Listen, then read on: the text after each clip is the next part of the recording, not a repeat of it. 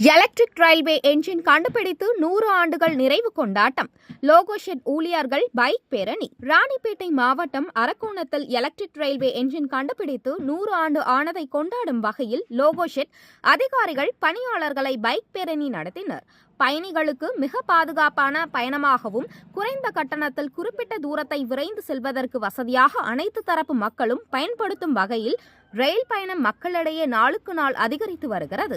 அதற்கேற்ப நாடு முழுவதும் ரயில் சேவைகளின் எண்ணிக்கையும் அதிகரிக்கப்பட்டு வருகிறது. ரயில் என்ஜின்கள் நீராவி, நிலக்கரி என படிப்படியாக விஞ்ஞான வளர்ச்சியடைந்து மின்சாரத்தில் இயங்கக்கூடிய எலக்ட்ரிக் ரயில் என்ஜின் முதலில் 1925 கண்டுபிடிக்கப்பட்டு பயன்பாட்டுக்கு வந்தது.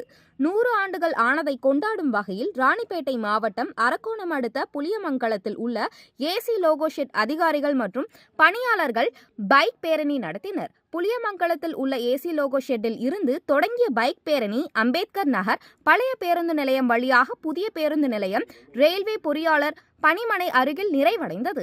அரக்கோணம் ஏசி லோகோ ஷெட் 1984 ஆண்டு முதல் இயங்கி வருகிறது.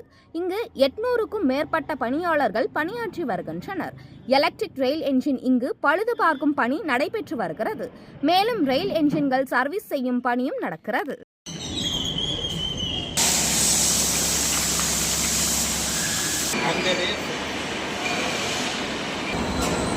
நீங்க